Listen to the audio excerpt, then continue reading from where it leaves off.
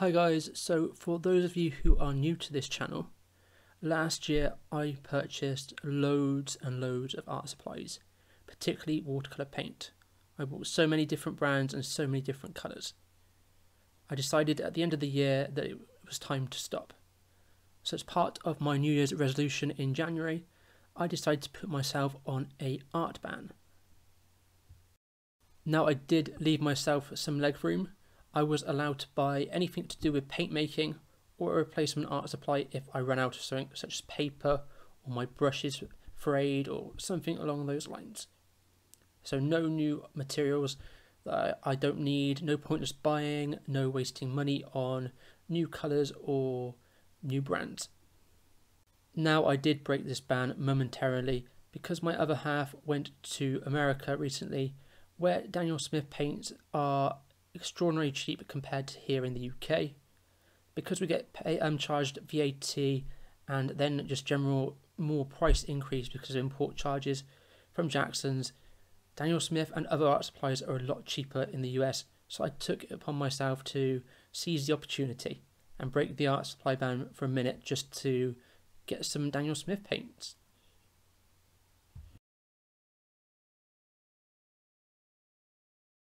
So yes, as I said, I also got some other art supplies.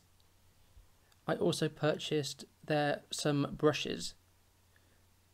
Some brushes you can't get in the UK, such as some Princeton brushes and also like low Cornell brushes. So I picked up a few of those and they were fairly inexpensive.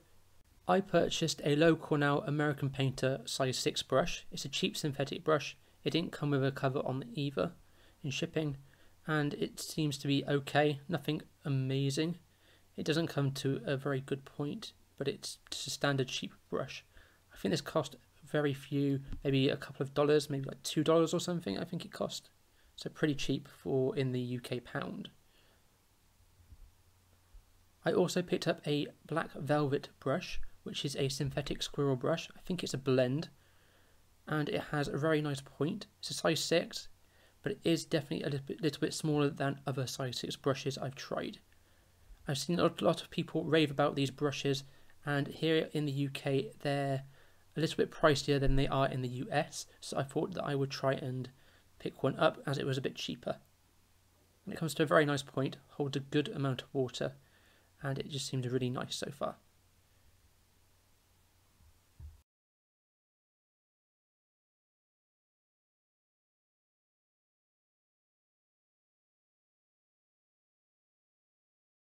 So the Princeton brushes that I got, one was a Princeton Velvet Touch brush and the other one an Elite brush. Both are supposed to be synthetic sable brushes. The Elite is definitely supposed to be a lot more like sable than the Velvet Touch. The Velvet Touch is a size 8 and the Elite is a size 6.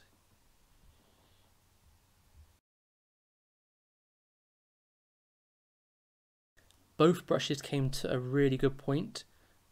The Velvet Touch that I'm looking at now is a really nice brush. It's really juicy, it's really nice. I really like the feel of it. The Elite definitely came to a finer point, and it's definitely a lot more like the sable brushes that we can get, but it is 100% synthetic. One thing to point out that I found was that the handles of both of the Princeton brushes felt a little bit cheap compared to the Escoda brushes I'm used to using.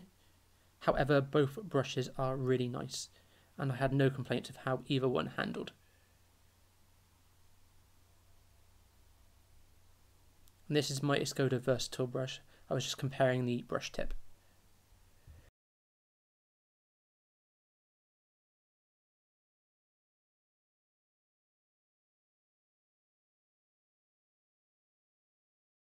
So let's move on to the exciting stuff, the paint.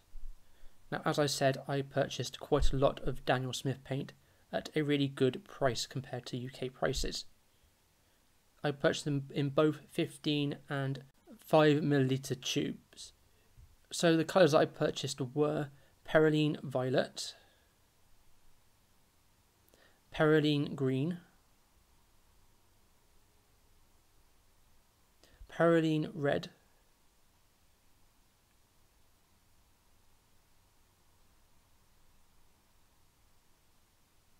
Perylene Maroon,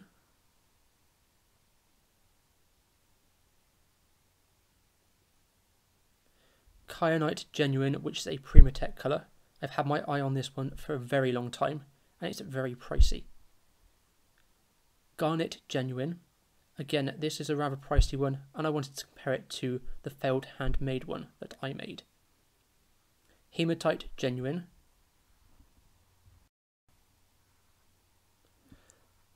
That is Carbazole Violet.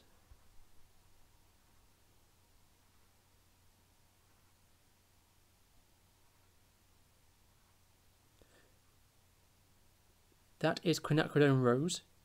This one was recommended to me by Otto. So thank you to Otto for all the suggestions and help. This one is Lunar Blue.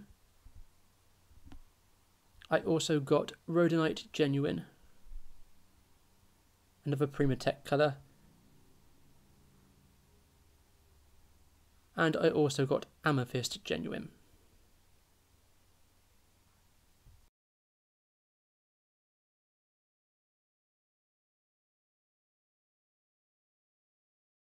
I also spied some other good deals, and I got some other paints, including Holbein paints, which may seem rather odd, as I'm not a huge lover of Holbein.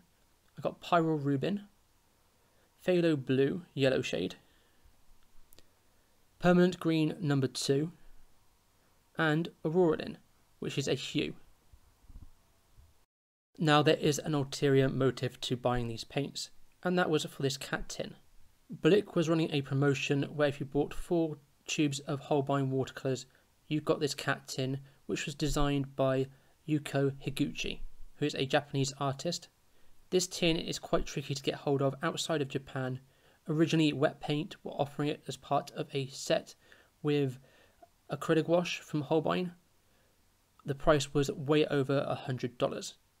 I spent, I think, around $45 for paint and the tin. I also got the acrylic wash from Holbein. I've been looking to try acrylic wash, and this set was less than $20, so that was a really good find. I am going to swatch out all the watercolours, but I will leave the acrylic wash for a separate video.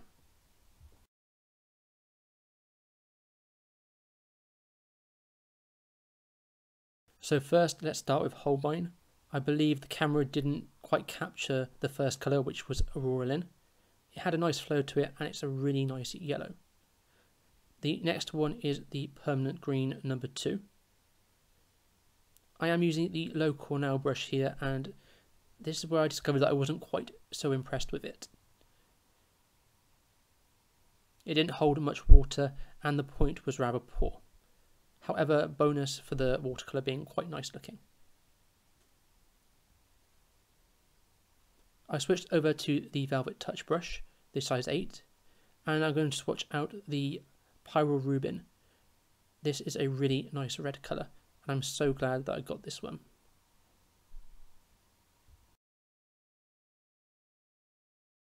The Velvet Touch brush was so nice to use. It had a really nice point and held a great amount of water, but not too much. It was really nice to paint with, and I enjoyed swatching the colours with it.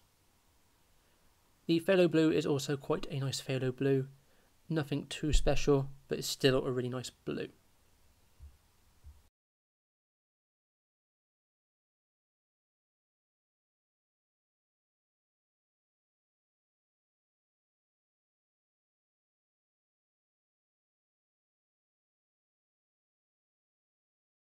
So now on to the Daniel Smith watercolours. I've labelled all these watercolours, which you can just about make out. So first I did the Perylene colours. I already swatched these in a live stream where I got a sample dot card from Otto Cano Art. I didn't purchase the Pyrrole Scarlet as it was rather close to the Pyrrole Red, and as well it was not as light fast.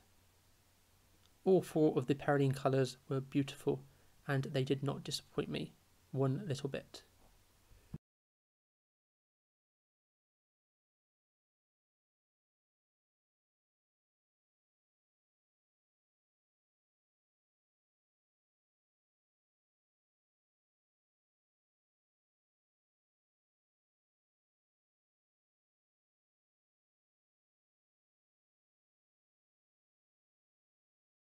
I think out of all the Perylene colours that I purchased, the Perylene Green was my favourite, as I can really see a use for this colour for myself. Next I tried the Garnet. This was a tiny bit disappointing, as it felt to me a little bit like a burnt sienna, but a pricey and special one apparently. The Carbazole Violet, which is PV23, is a really nice dioxazine, no complaints there, pretty standard. The Hematite was kind of unsure on. It's a really nice colour, and I'm going to have to try and find a use for it, because it does have a split effect where it granulates and has a texture. I did try it later on some cold press, and I will show you that too. The Quim Rose was also a really nice pink. It was very similar to almost like an opera, but without the neon. And the Lunar Blue, same as the Hematite, it was a nice blue that granulated. The paint tubes were quite full, and I did have to take some of the paint off because it was overflowing a little bit. The Rhodonite was a little bit lackluster. It was a more purple version of basically Quim Rose, but pricier. The Amethyst Genuine was also a little bit lackluster too. I felt that it was just more of a muted version of the Carbazole Violet with a bit of sparkle in it. It did not remind me of the genuine amethyst stone at all. The Kyanite was really nice. It was a blue-grey and it sparkled. I had to have a 4-pan near me because this tube was quite dented, so I was worried that it was going to overflow. It's a really nice colour, the Kyanite. I'm really glad that I got this one.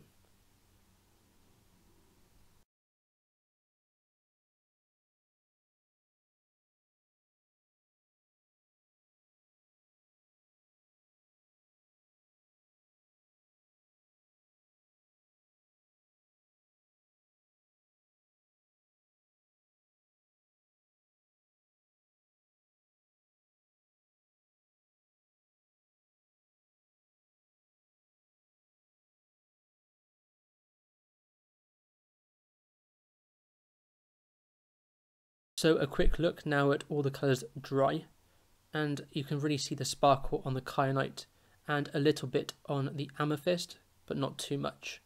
You can see more of the texture in the Hematite and the Lunar Blue, and I'm going to show you the colours on cold press paper just there. You can see the texture even more. So I'm really glad that I got all these supplies. It was a great opportunity and I saved a whole bunch of money. I think I saved around an average of about £50 at least. So that was really good. So I hope you enjoyed this haul and aren't too disappointed in me. So thank you for watching, and I shall see you in the next video.